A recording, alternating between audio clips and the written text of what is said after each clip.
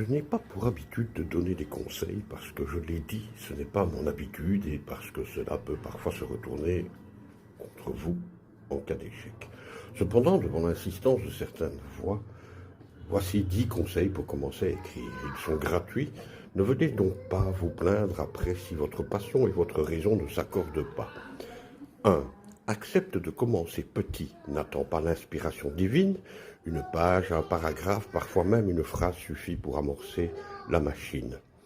2. Choisis un rituel d'écriture, un lieu, une heure fixe, un cahier ou un ordinateur. Le cerveau aime la régularité. Elle t'aidera à entrer plus vite dans ce que l'on nomme l'état d'écriture. 3. Lis pour nourrir ta plume. Lis chaque jour, pas seulement de la fiction, journaux, essais, poésie, tout ce qui élargit ton vocabulaire et ton imaginaire. 4. Note tes idées à la volée, un carnet ou une application. Les éclairs de pensée sont fugaces. Attrape-les avant qu'ils ne s'évaporent. Écoute les éclairs de tiers également. Ils te serviront à un moment ou à un autre. 5. Écris sans te juger au premier jet. L'autocensure est d'ennemi mortel. Laisse couler les mots, tu corrigeras plus tard. C'est une préparation que tu laisses mijoter en quelque sorte. 6. Mets-toi tes objectifs atteignables. Par exemple, 200 mots par jour ou une page par semaine. Le volume compte moins que la constance.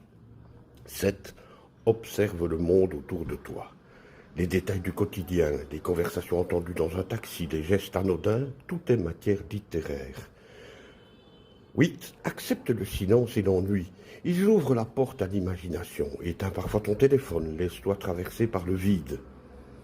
9. Relis à voix haute. Le texte prend une autre dimension à l'oral. Tu entendras la musique de tes phrases et les faiblesses à corriger. Et enfin 10. Sois indulgent, mais exigeant avec toi-même. Indulgent parce que chaque grand auteur a commencé maladroitement. Exigeant parce que c'est la seule discipline qui permet de transformer l'envie en œuvre. Mais le plus important, c'est d'oser. Alors, lance-toi.